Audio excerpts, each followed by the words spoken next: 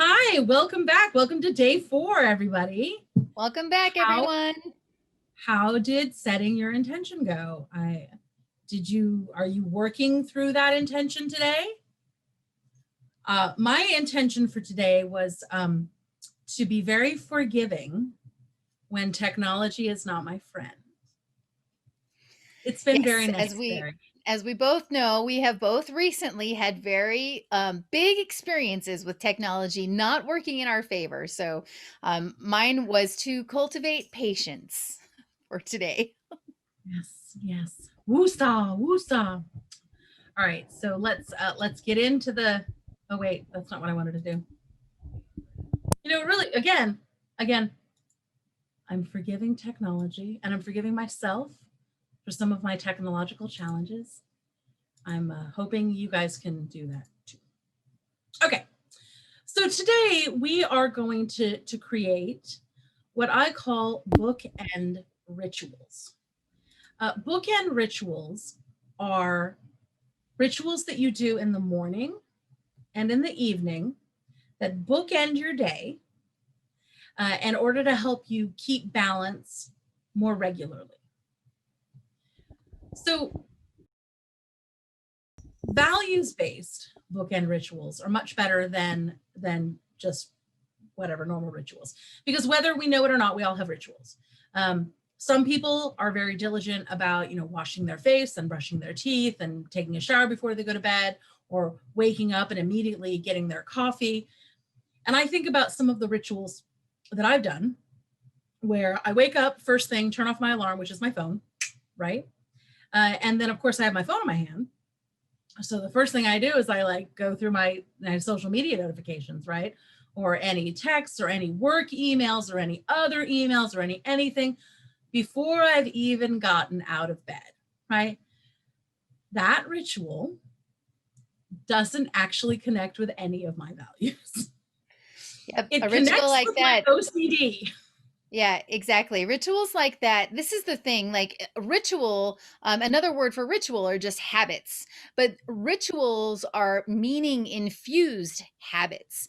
And if you go through this process a little bit, you'll probably start identifying some habits that you have that really aren't serving you. So, in the same way that Heather was talking about, there are times my phone is also my alarm. And there were times when I would do the same thing when I wake up, and the first thing I do is start like messing around with my phone.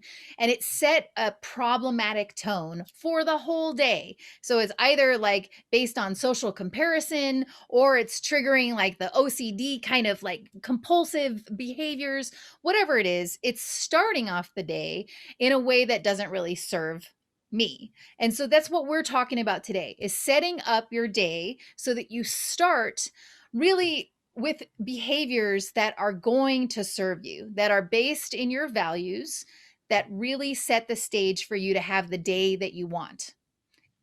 And then closing values that are the same, closing rituals and behaviors that close your day in the same way.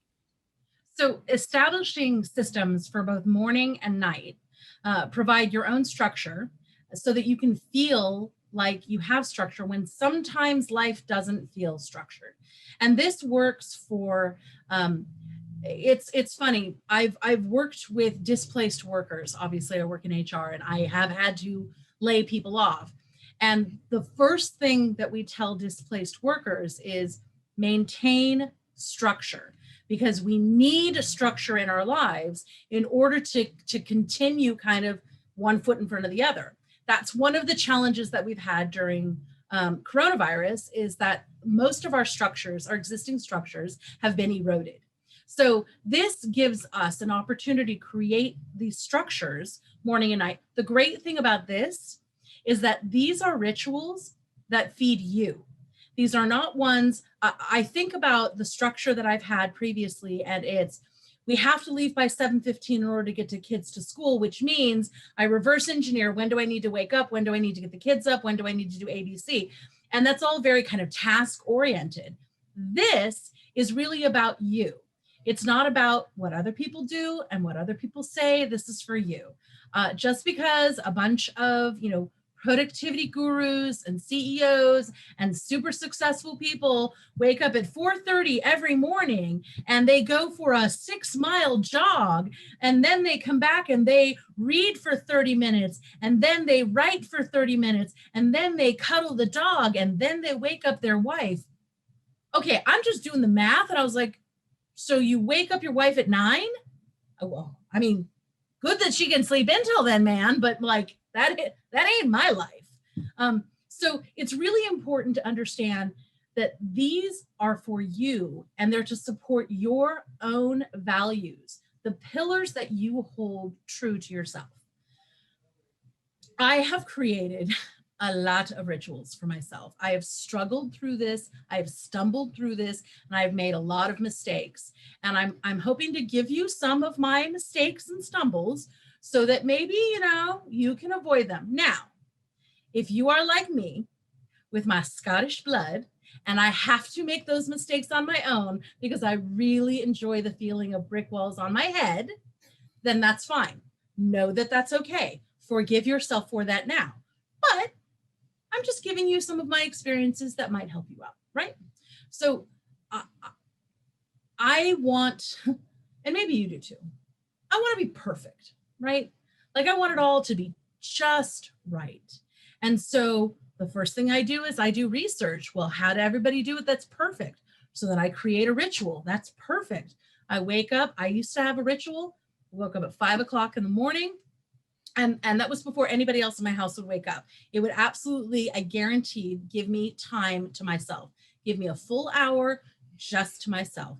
I would, I'd say I'm going to go walking for 20 minutes or dance around the house or yoga or fill in the blank. I would say I was going to write for 20 or 30 minutes. I'm going to tell you right now, I spend an hour on my phone. I probably didn't do that ritual once because then after that, then I would wake up my partner and I would bring them coffee and I would, it was very leave it to Beaver, which again is not who I am. And it also isn't feeding any of my values. Now, connection and really loving and caring people is, but you know what? There's multiple ways to do that. I kind of need to take care of myself first, right?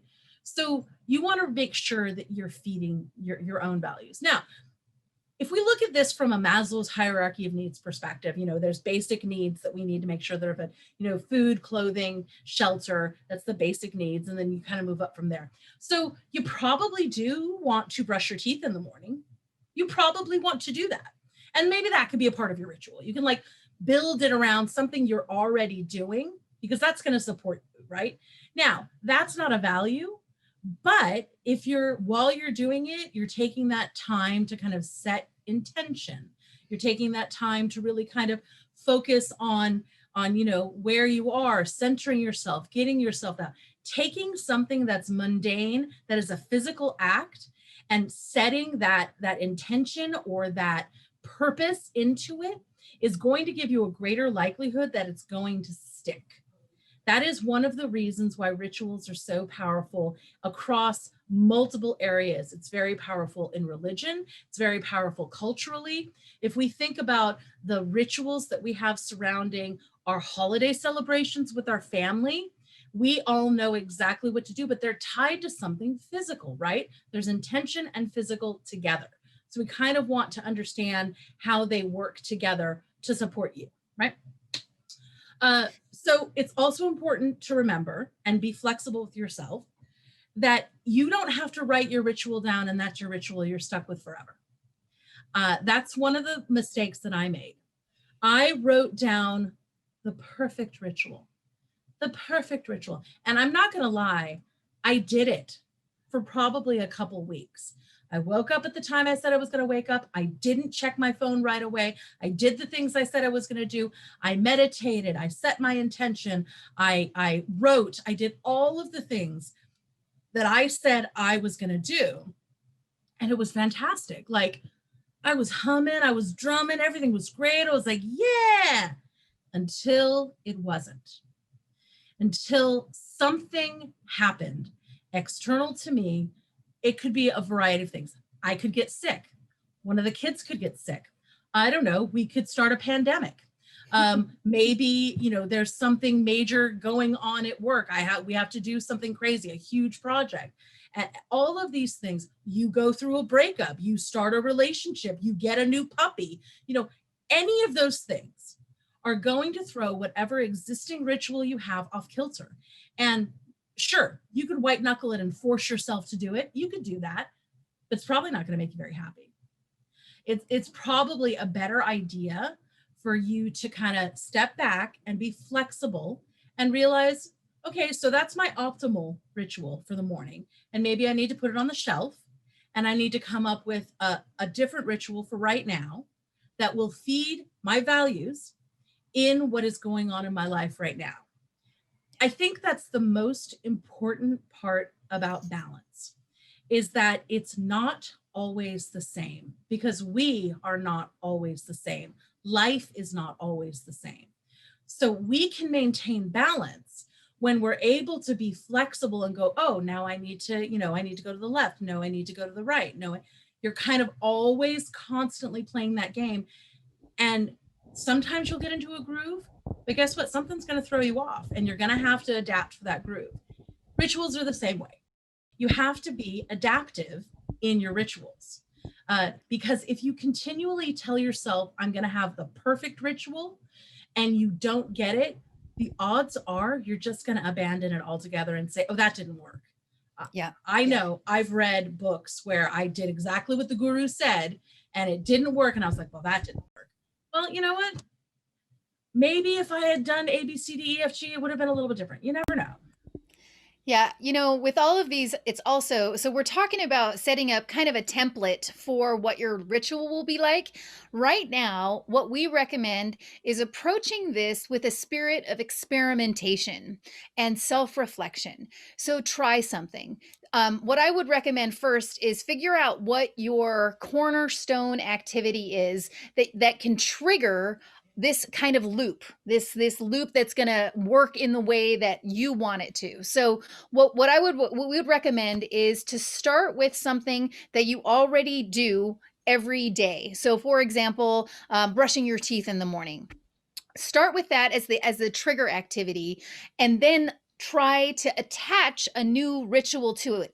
Let your teeth brushing be the trigger for this new set of behaviors. Maybe it's going to be like, I'm brushing my teeth, I smell the toothpaste, I feel the toothbrush, and I'm going to set my intention. That's going to trigger setting my intention for the day, or that's going to remind me that I want to do whatever it is, my morning ritual should be. So thinking about this as an experiment, being open-hearted about this, and being introspective about this can be really helpful. Try something, try hooking it to something that you're already doing, and then evaluate it, see what's working, kind of come back to it. So that's what we're going to recommend. We'll start going over some suggestions for or how we do morning and evening rituals in just a minute. When you think about yours, think about trying something and then really evaluating if it's working for you, if it's feeding you, and if there's something that you need to modify a little bit. So don't throw the baby out with the bathwater. Just say, I think this would work, but it didn't quite work the way that I wanted to. So tomorrow, try a small modification and keep trying it, right? So these rituals are about building new habits, and it takes a long time to build a new habit. So allow it to take a long time. Approach it slowly, approach it gently and with kindness, and experiment. Just try something new. Absolutely. Absolutely. So we're going to talk about morning rituals. Danielle and I both already alluded to brushing your teeth or whatever, linking it to something that's already happening. Maybe it's getting up and going to the bathroom first thing in the morning, or maybe it's your shower, or maybe it's getting dressed. I mean, these are kind of universal things that people do because, I don't know about you, but I got to go to the bathroom in the morning. I don't know about you, but I got to wear clothes. Even when you're working from home, you do have to put some clothes on when you're Zooming. Just FYI. HR asks you wear clothes while you Zoom. not going to explain to you why I think that. Um, Thank you, so HR. again, this is a journey. This, you don't have to be perfect. You know, how the morning will go when everything's perfect is not the same way it's going to go. So have like a la carte rituals. There are some examples. I mean, maybe Danny and I can kind of talk about some of our rituals and what works and what doesn't work. Yeah, Um, absolutely. We'll talk about what we're doing. The big thing that we say first for morning rituals is one, try to link it to something that you're already doing so that there's already sort of an existing trigger. And in the morning, include intentions. Include those values-based intentions that you just created. Figure out a way to bring those up to yourself, to remind yourself what your intentions are, or to create a new intention. That's a great part to add to any morning ritual to set your focus for the day. So, Heather, do you want to go over some things that you've tried for your morning ritual? Maybe your, yeah, ideal schedule or real schedule or something?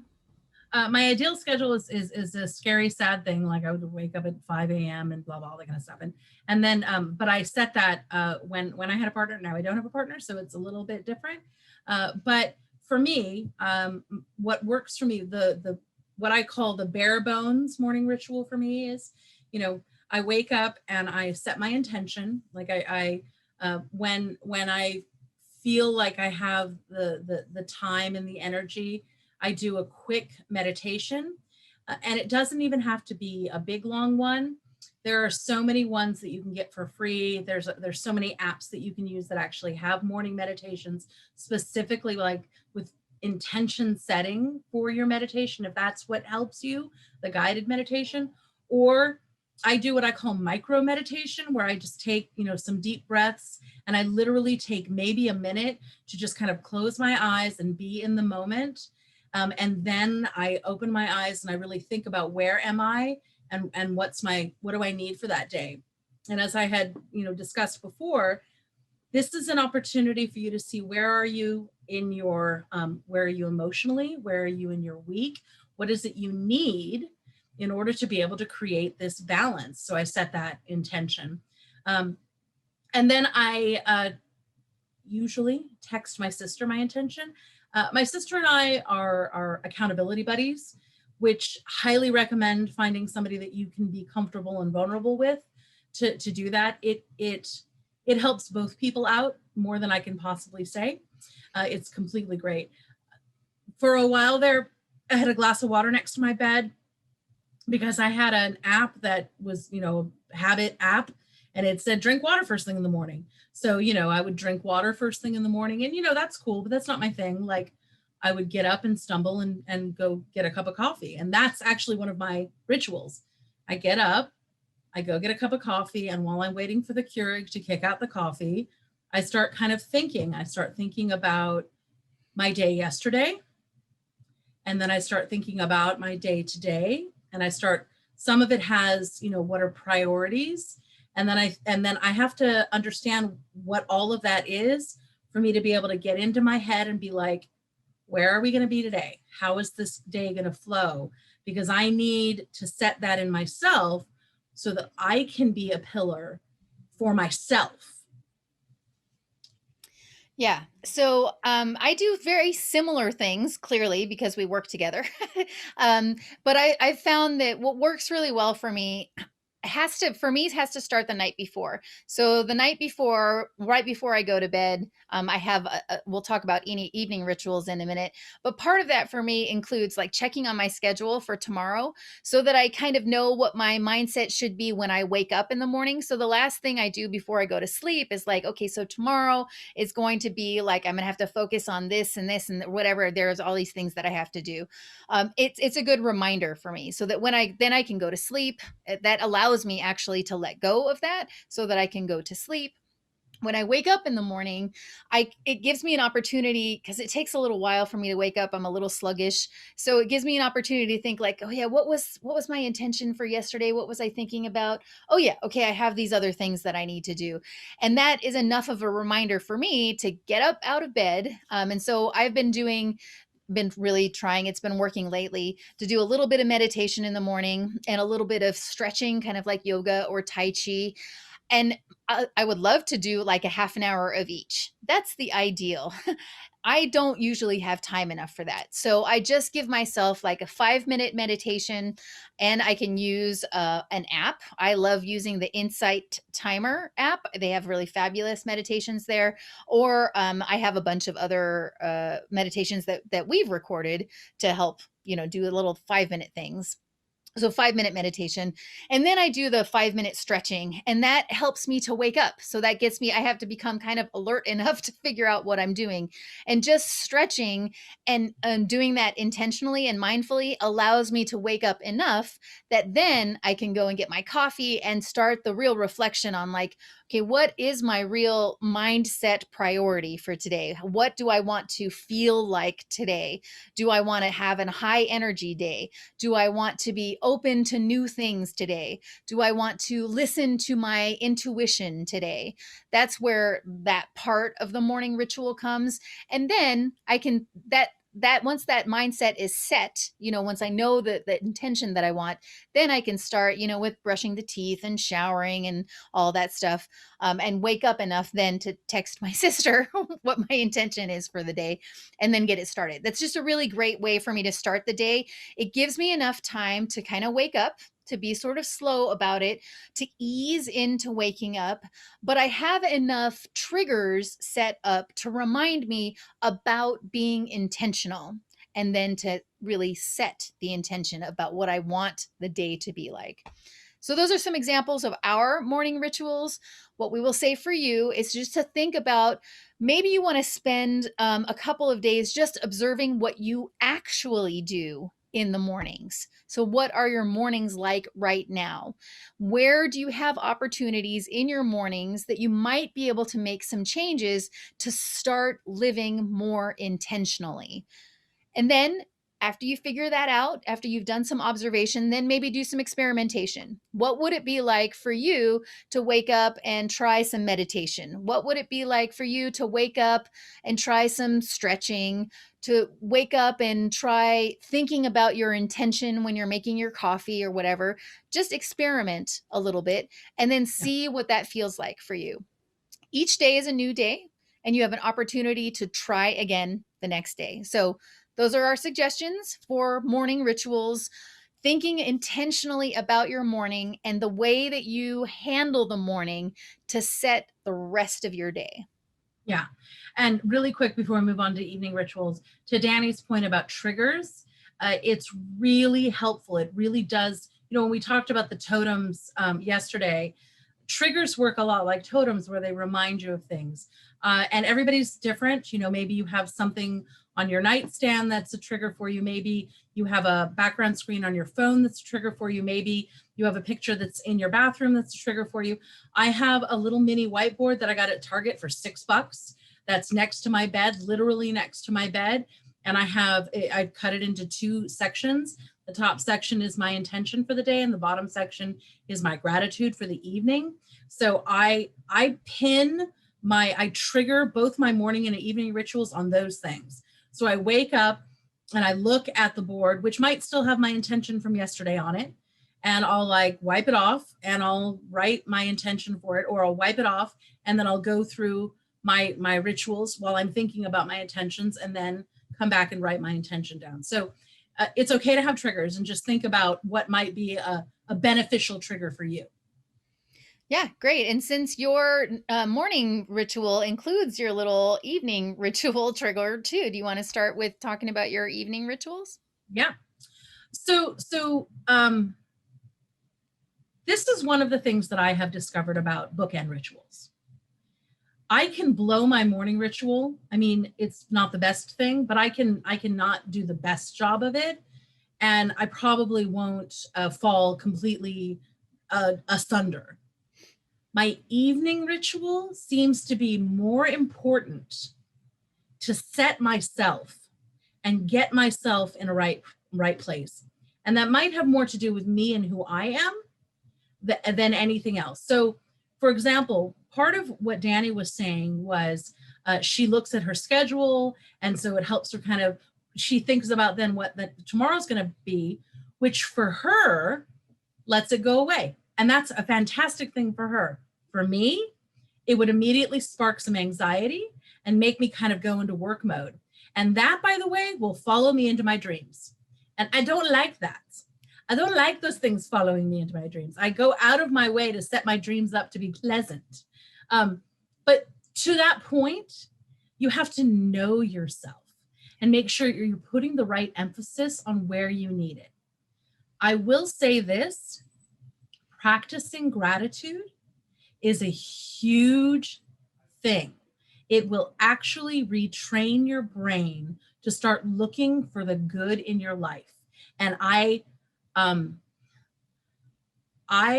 used to be a very, very negative person. I mean, I still can be. It's still there. It's absolutely there.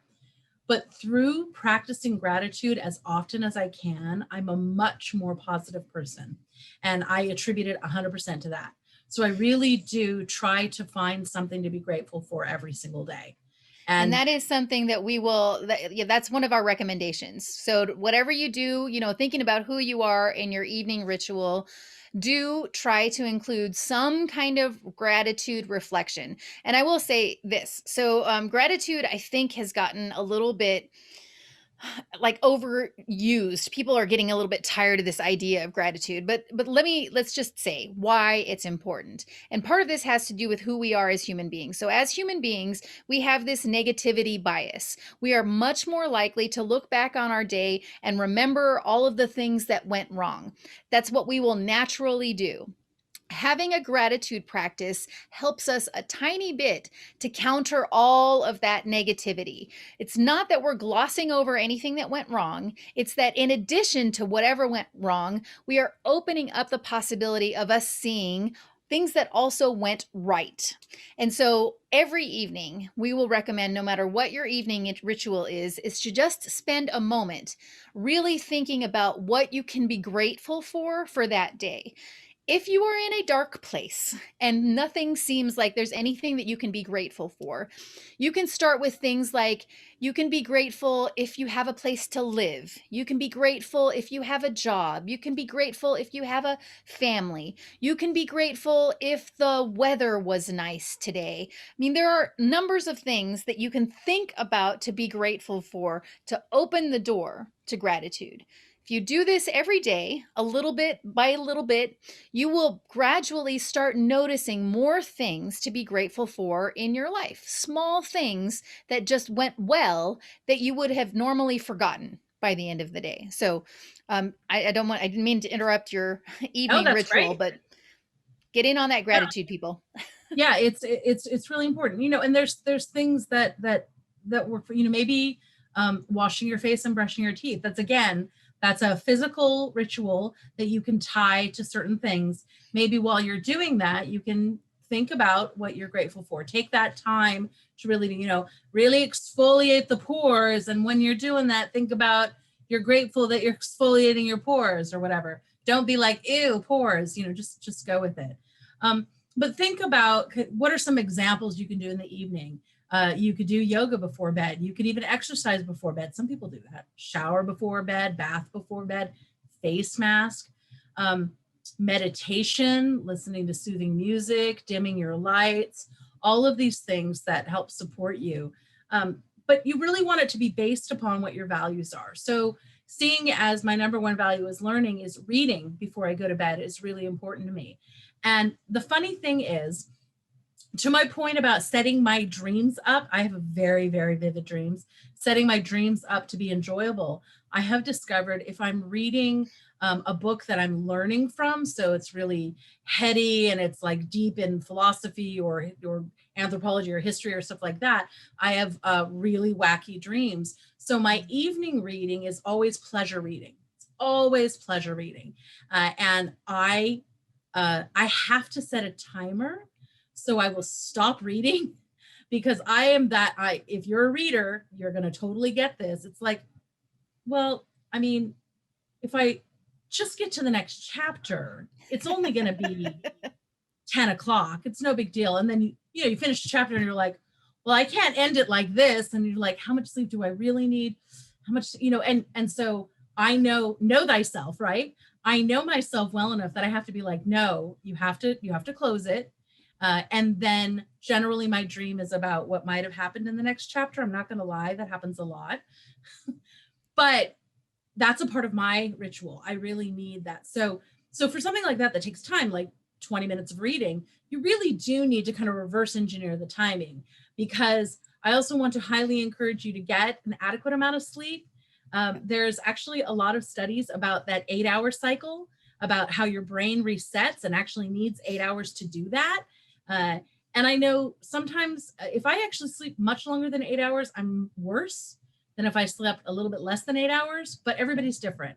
My Can favorite is the I? people who are like, I function great on 3 hours of sleep. And I'm like, nah, no, that's not what science says. But go ahead, Dan. Yes. Well, and this was a point that I was going to make, so I'm glad that you raised this. That we should actually genuinely evaluate how much sleep that we need. There are tons of people, like you said, that say, "Oh, I only need 3 hours of sleep. I can function fine on that," and the science does not support that.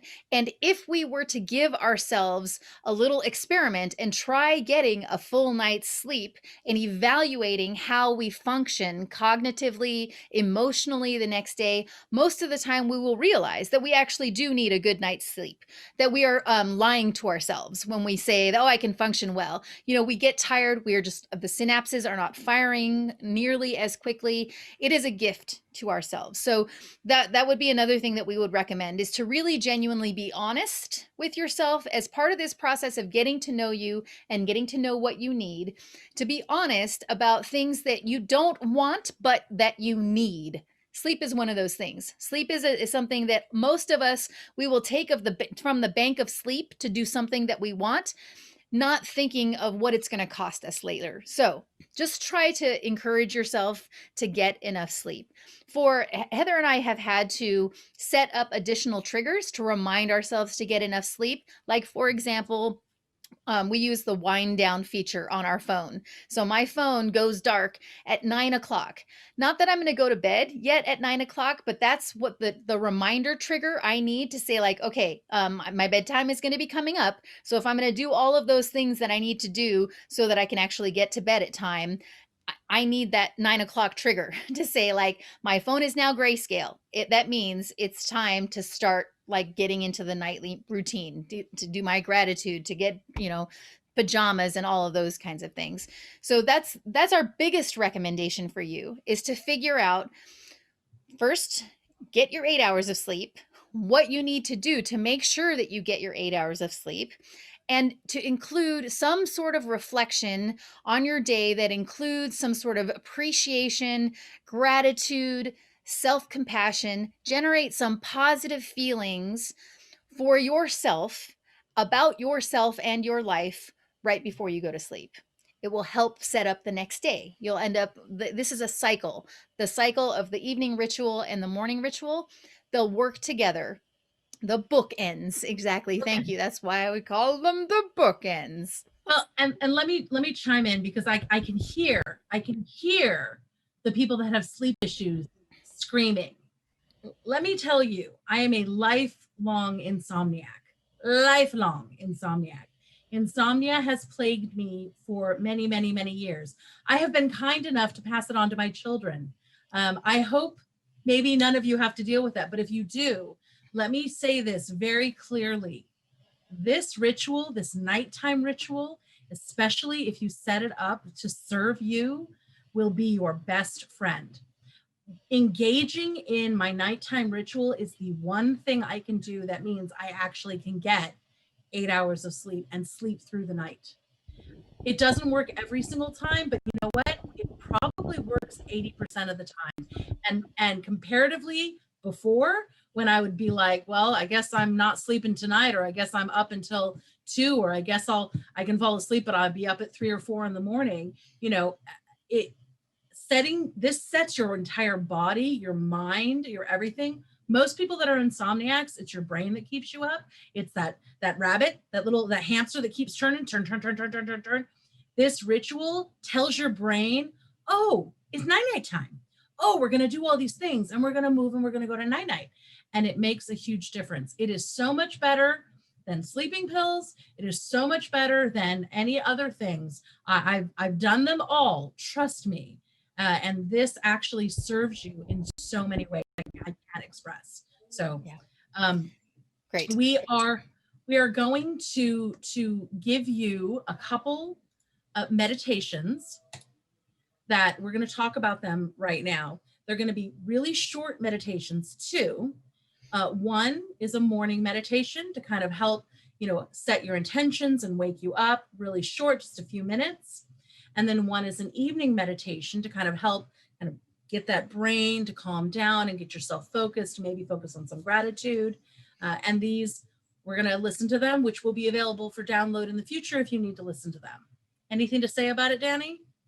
Nope, I think we'll just let them talk for themselves. So you can take the next few minutes if you want to just feel them, feel the differences between the morning meditation and the evening meditation. They're only a few minutes each, so you can check them out. And these are things that you might include something like that in your morning or your evening rituals to help open and close your day. So you don't have to use these ones if they don't work for you, but think of them as a possibility as you're trying in this experiment with your morning and evening bookend rituals. Welcome to this morning meditation to help you rise and shine with a smile. As you drift and float from sleep to wake, I want you to relax in your bed and don't worry about getting up right now. Just let my voice flow and soothe you for the next little bit. I'm going to count from 1 to 10, and with each number I say, allow your sleeping or waking dreams to blend with a picture in your mind of what you want your day ahead to look like. As you think of these suggestions, try to visualize them as clearly as possible. Make them as real as you can. 1. How would you like your day to play out? 2. What do you want your mindset to be today? What is your intention?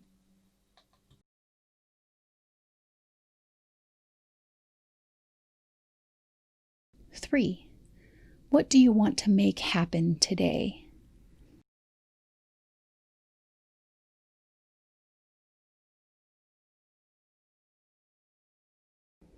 4. See your day as productive.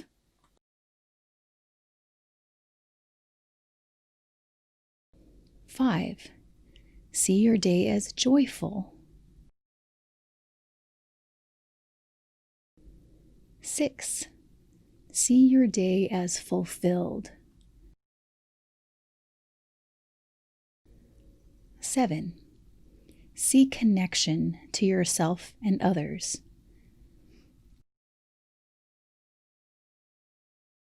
8. See yourself motivated and accomplishing things. 9. See yourself smiling. And 10, I want you to take this picture you have created of this beautiful day in front of you and make it as vivid as possible. See the colors brightly. Visualize yourself interacting with others in positive ways. Witness yourself fully motivated and achieving your goals. Make this visualization as detailed as you possibly can. Allow the day to fully play out in your mind exactly how you desire it to be.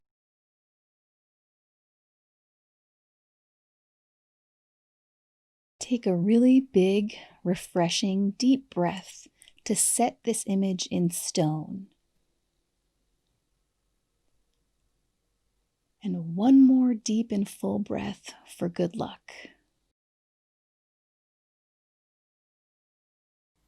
Now, as we start to close this meditation, I invite you to start to feel more and more awake, excited to make your dreams a reality. See that vision of yourself very clearly. Breathe in that fresh oxygen. Feel energized. Finally, feeling fully present, open your eyes and be fully awake and ready to tackle the day with a smile. Welcome to this bedtime body scan designed to help you relax and get settled into your body before you fall asleep. Get comfortable, close your eyes. Start with a few deep breaths in, if you can, through your nose, slowly so that your chest expands, your belly expands. Fill all the way up on the inhale and pause, and then slowly exhale. And do that one more time. Inhale. Pause. And exhale. So now we're going to start the body scan at the top of your head. Put all of your attention and awareness in the top of your head. Explore what the top of your head feels like. Is your head tingling? Does your head feel cool? Does it feel warm? Then if you notice any tightness or tension, send waves of relaxation to that part of your body. Now move to your face and explore what your face feels like. Explore if you have any tension around your eyes or in your jaw area. Anywhere in your face, in your forehead, the crease between your eyebrows. Observe what sensations come up in your face. And then send waves of relaxing energy through those points of your face. Just relax your face. Move down to your neck and your shoulders. Again, observe any points of tension and send waves of relaxation to your neck, your throat, your shoulders. Move all the way down your arms to your elbow, your wrist, your fingertips. Scan your entire arm.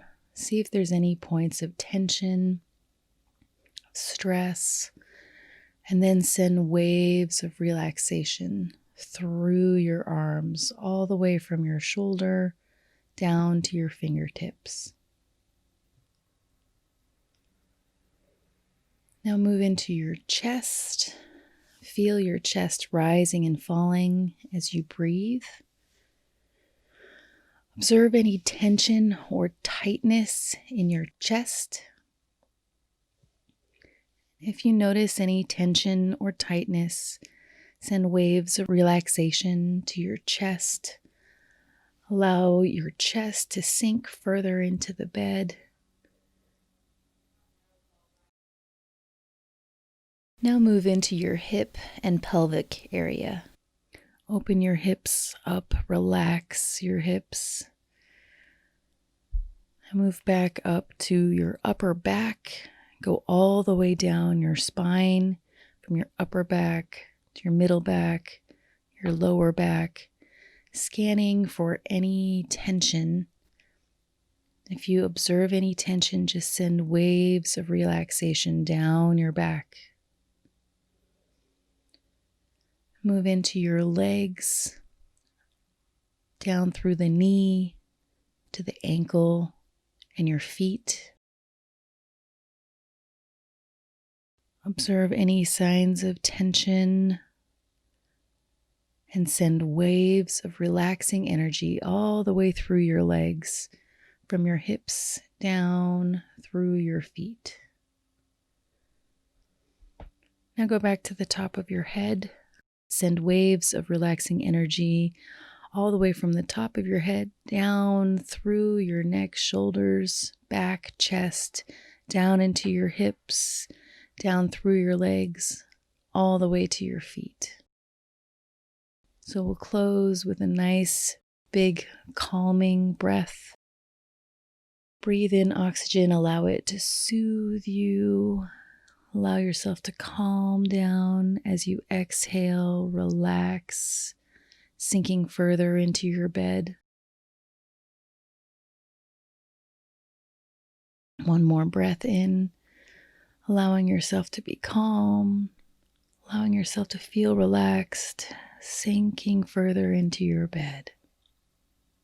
Sleep well. Well, what did you think?